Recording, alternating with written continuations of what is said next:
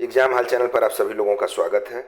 हम लोग 103वें संविधान संशोधन 2019 को देखेंगे, जिसके माध्यम से शिक्षा और सरकारी नौकरियों में सामान्य वर्ग की आबादी में ईडब्ल्यूएस को 10% आरक्षण की व्यवस्था की गई, इकोनॉमिकली वीकर सेक्शन को। बाद में इस आरक्षण को सुप्रीम कोर्ट में चुनौती भी दी गई, लेकिन सुप्रीम कोर्ट ने इसकी वैधता को बरकरार रखा। आइए इसमें महत्वपूर्ण बातों को देख लें। इसमें जो व्यवस्था की गई रिजर्वेशन की, वो सामान्य वर्ग की आबादी को किया गया था। सामान्य मतलब जो एससी, एसटी और ओबीसी के अतिरिक्त जो सामान्य वर्ग है, उसको 10% आरक्षण कहाँ कहाँ पर? शिक्षा के स्तर पर, शैक्षणिक संस्थानों में प्रवेश के लिए और सरकारी नौकरियों में तथा अन्य पदों पर। अब इस प्रावधान को लागू करने के लिए आपको संविधान में किन दो आर्टिकल में परिवर्तन करना पड़ेगा, उसमें आर्टिकल 15(6) और आर्टिकल 16(6) दोनों को शामिल किया गया। आर्टिकल 15(4) और 5 पहले से थे, सामाजिक तथा शैक्षणिक रूप से पिछड़े वर्गों या एससी एसटी से संबंधित थे।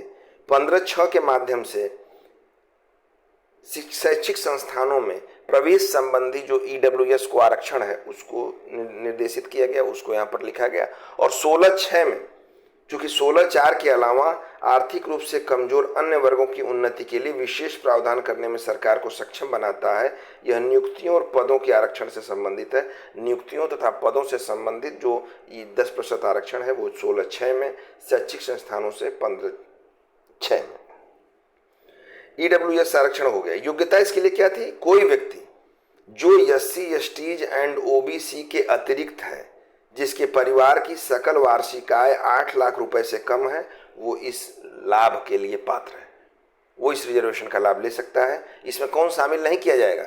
आय हो सकती है कि 8 लाख रुपए से कम हो, लेकिन जिसके 5 एकड़ कृषि भूमि है वो भी इलिजिबल है। जिसके पास 1000 वर्ग फुट का एक आवासीय फ्लैट है वो भी नहीं है।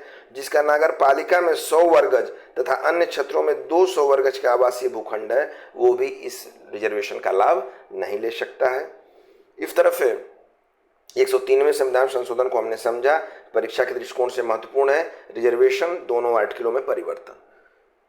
सिर्फ इस तरह के वीडियोज हमारी आप तक शीघ्रता से पहुंचती रहें, इसके लिए इस चैनल को सब्सक्राइब करना ना भूलें। जरूर सब्सक्राइब करें, जिससे हम आपका क्विक रिवीजन कराते रहें।